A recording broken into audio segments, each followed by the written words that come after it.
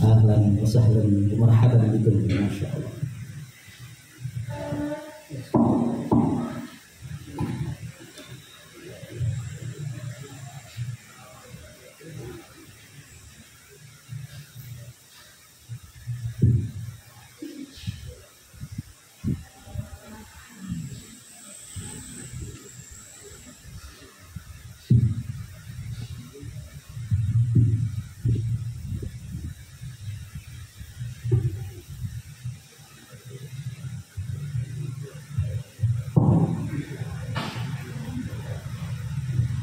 Insyaallah. Alhamdulillah. Bismillahirrahmanirrahim. Assalamualaikum warahmatullahi wabarakatuh.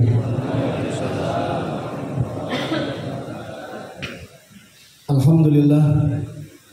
Alhamdulillahilladzi arsala rasulahu bil huda wa dinil haqq liyuzhirahu 'alad dini kullih wa kafa billahi syahida. Asyhadu an la ilaha illallah wahdahu la syarikalah wa asyhadu anna Muhammadan abduhu wa rasuluh la nabiyya ba'dah. Allahumma salli ala sayyidina Muhammad wa ala ali sayyidina Muhammad. Qala Allah Ta'ala fi kitabihil karim, a'udzu billahi samii'il 'aliim minasy syaithaanir rajiim. Bismillahirrahmanirrahim. Ya ayyuhalladzina amanu taqullaha haqqa tuqatih wa la tamutunna illa wa antum muslimun. Wa qala an-nabi sallallahu alaihi wasallam, Iqra'ul Qur'an fa innahu ya'ti yaumal qiyamah syafi'an li ashabihi. Sadaqallahul azim wa sadaqa rasuluhul karim wa nahnu ala dzalika minasyahidin wasyakirin walhamdulillahi rabbil alamin. Sahabat semua yang Anda dan kawan-kawan semua yang kami cintai karena Allah Subhanahu wa taala. Nikmat yang banyak datang untuk kita setiap saat. Makanya orang-orang yang paling istimewa itu saat datang nikmat dia bersyukur. La in syakartum la azidannakum wa la in kafartum inna adzabi lasyadid. Jadi seistimewanya orang kalau diberi nikmat sedikit sedang banyak bersyukur. Dan ini pasti jaminannya ditambah. Allah ngejamin tambah nikmat sebab ada syukur. Kalau tidak ada syukur tidak akan pernah bertambah. Dan itu orang istimewa. Sikit, sedang, banyak, sama. Makanya orang-orang yang bersyukur itu, kata Ibnul Qayyim al-Jauziyah, orang yang pantas untuk masuk dalam surga sebab rasa syukur dan sabar adalah dua sayap yang tak terpisahkan. Orang bisa masuk ke dalam surga. Sementara sebaliknya diberi susah, dia sabar. Sabar ini tahan pada pukulan pertama. Itu makna sabar. Tahan, sanggup pada pukulan pertama. Pergi ke masjid, bawa sendal mahal. Karena kalau bawa sendal mereknya Bata, gak tutup. Nah, jangan sampai nanti minta ganti, tidak jadi jual, susah. Beli sendal 2 juta, pergi ke masjid. Pas keluar hilang sebelah kanannya, lagi sisa sebelah kiri. Wah, ngamuk, marah, mata takmir masjid, mata orang kampung lengkap. Ngata itu lengkap dari mulai takmir masjid sampai ke semua pengurus masjidnya disebut nama siapa. Nah ini kata Ibnu Qayyim, ini orang yang tidak sabar. Karena orang sabar itu tahan pada pukulan pertama. Keluar masjid hilang sendal, tinggal sendal yang kiri. Alhamdulillah. Dari sekian banyak sendal ya Allah, kenapa sendal saya yang hilang? Astagfirullah. Kata kawannya, mungkin ki banyak dosa jadi mulut ki. Nah, itulah hilang, boleh sabar. Padahal bagus yang pertama tadi. Cuman pas saya ke kawan, dosa yang mana cok? Hati-hati ngomong cok. Dah, cuman dengar ceramah baik. Kata Ustaz pun barang hilang, tandanya kita kurang sedekah. Lah sedekah boleh. Mamuk lagi nih. Makanya orang yang sabar itu tahan pada pukulan pertama. Tidak dalam sikapnya, dalam akhlaknya. Kita larut dalam dosa, anak-anak kita bisa bikin masalah yang luar biasa, akan bikin pusing kepala kita. Tapi kita semakin dekat, larut dalam talabul ilmi. Coba lihat, kebayangkan kalau hadir hari ini ada anak, ada bapak. Saya katakan orang itu istimewa. Ada anak, ada bapak. Lah menarik lah.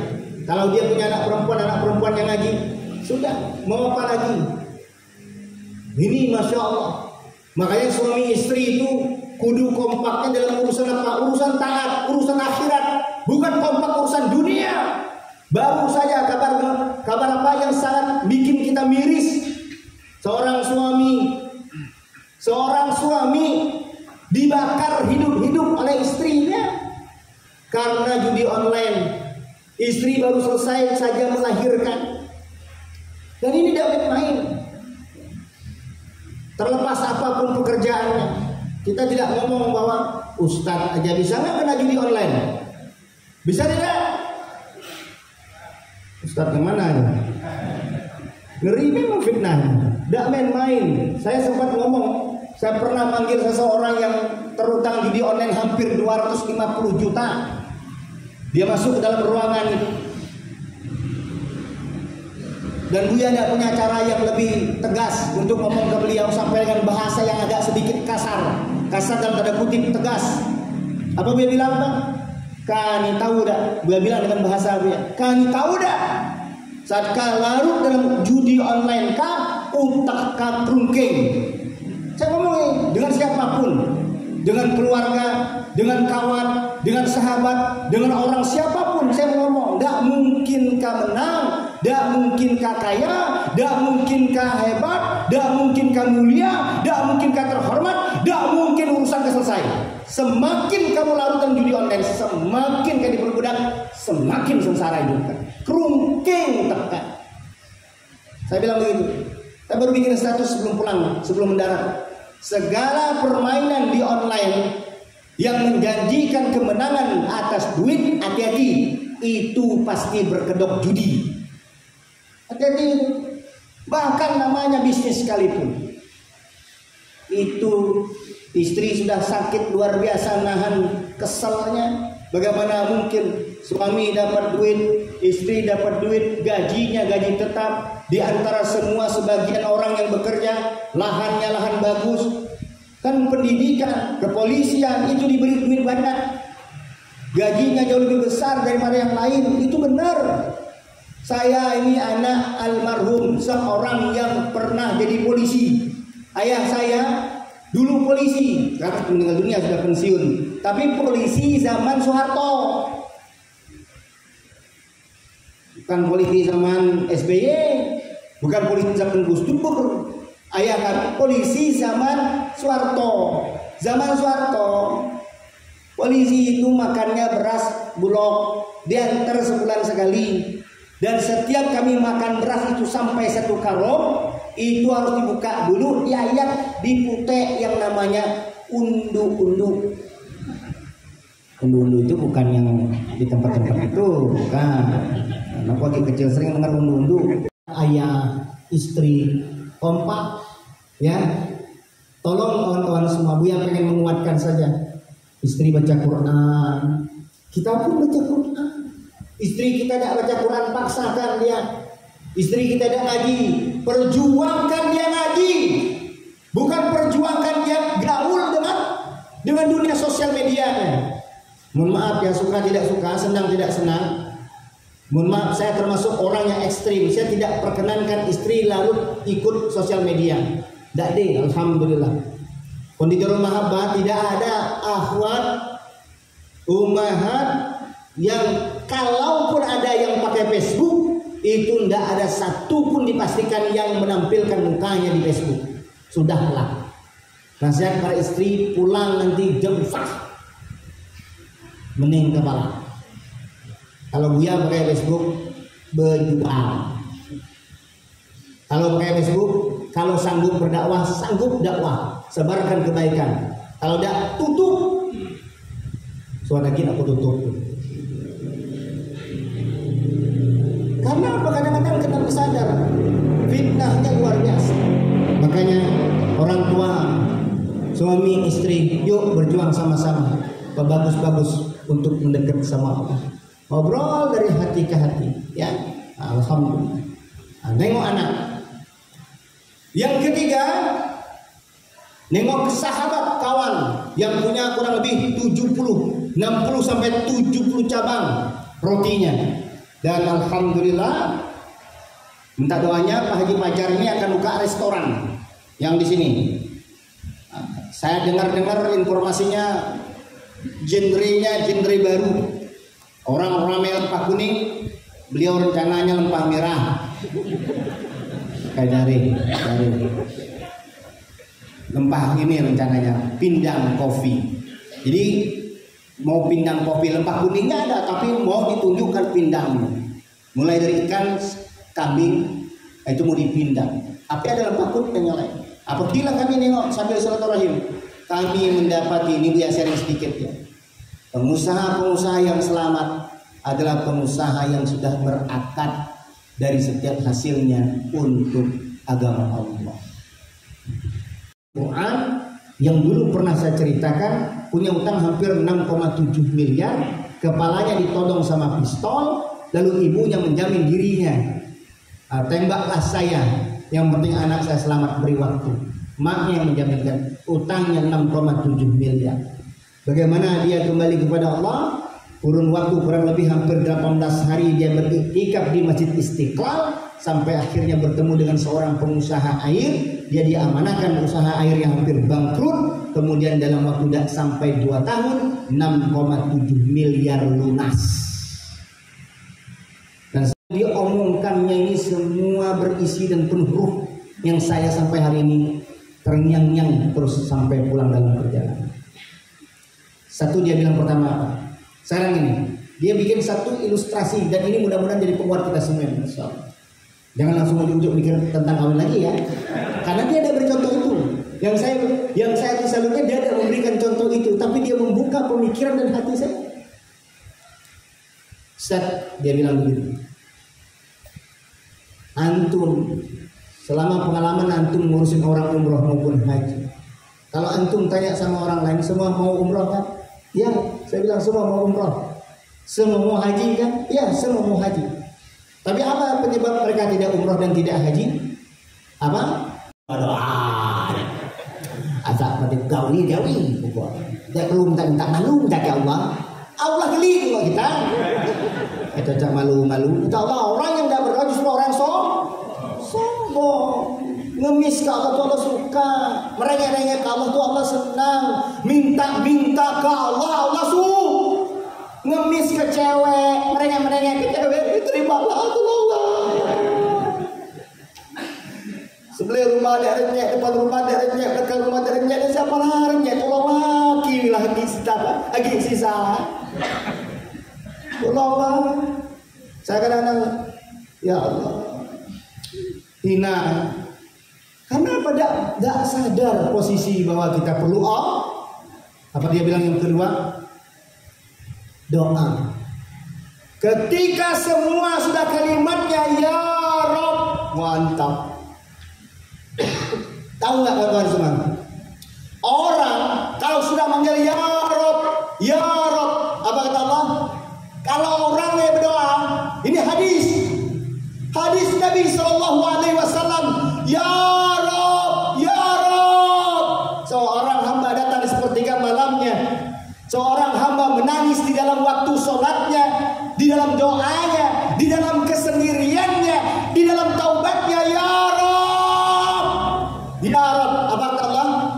Aku malu kalau tidak memenuhi doanya, tidak mengabulkan doa. Allah malu. Ya Allah, saya bilang,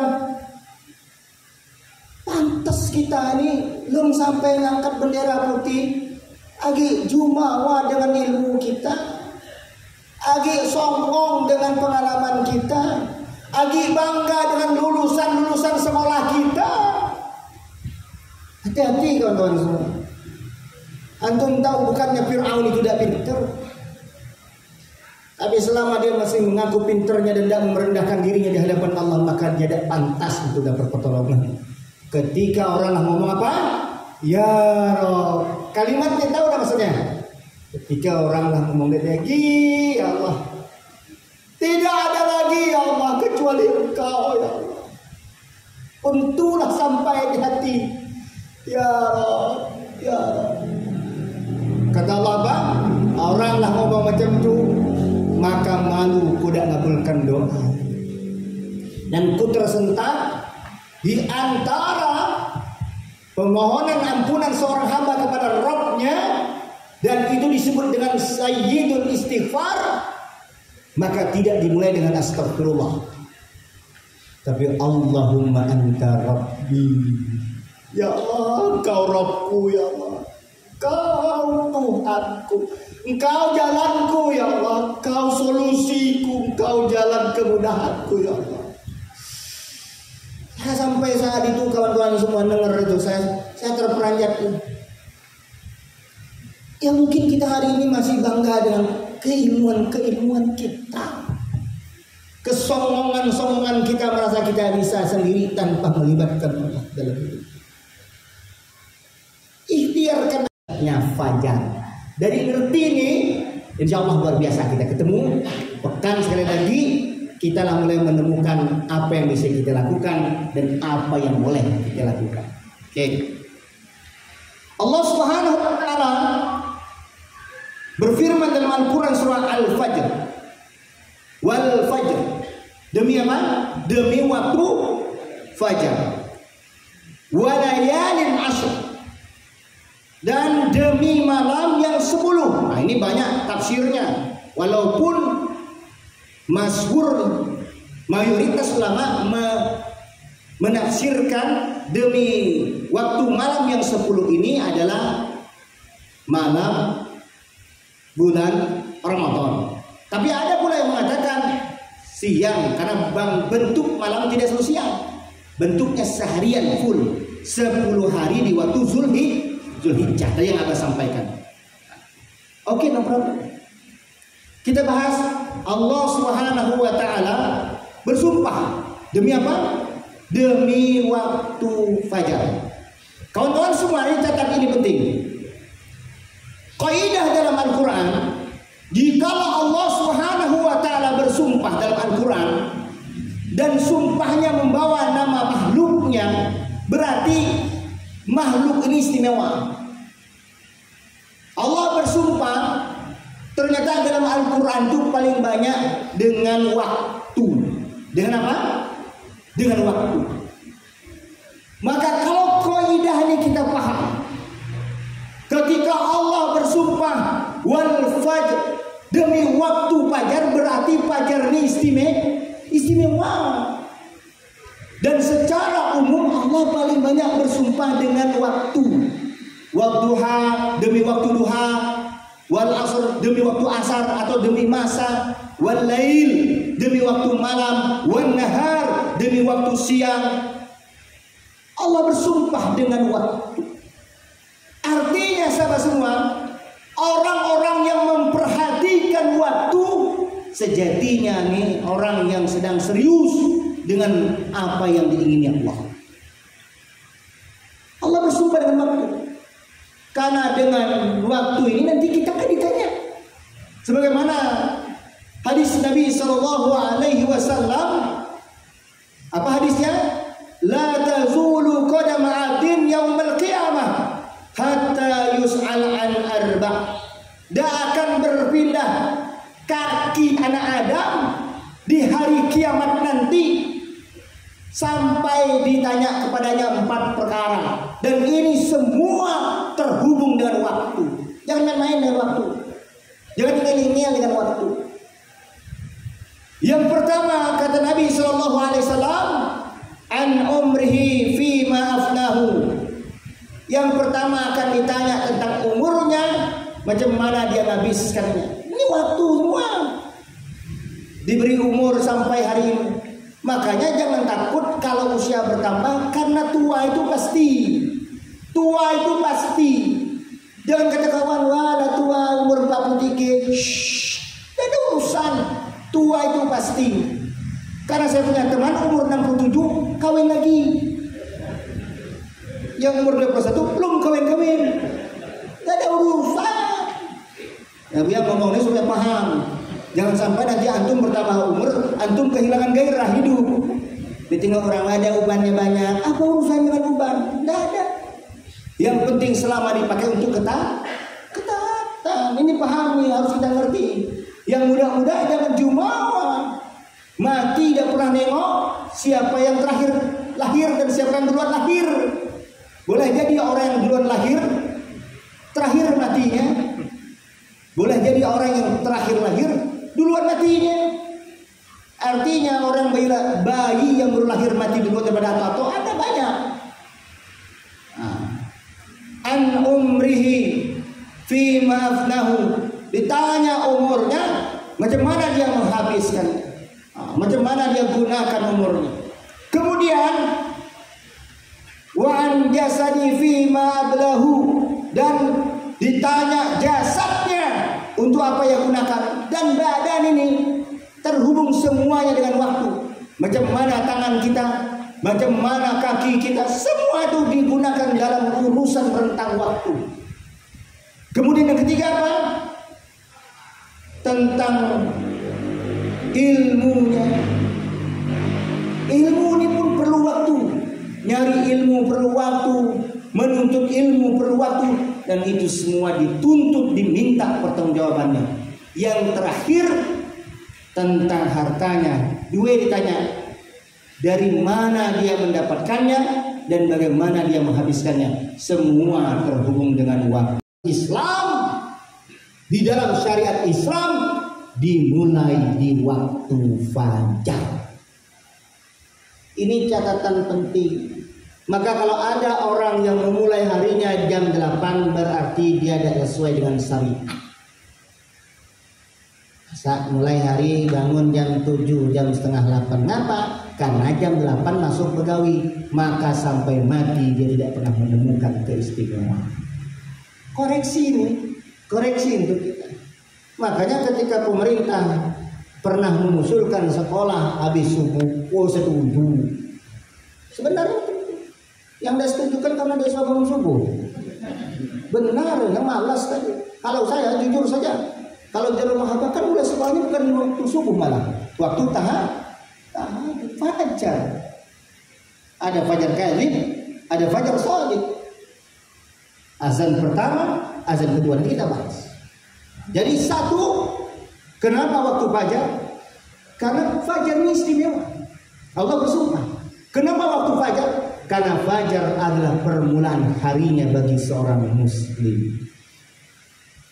Ketiga, Allah Subhanahu wa taala menurunkan wahyu Al-Qur'an di waktu fajar.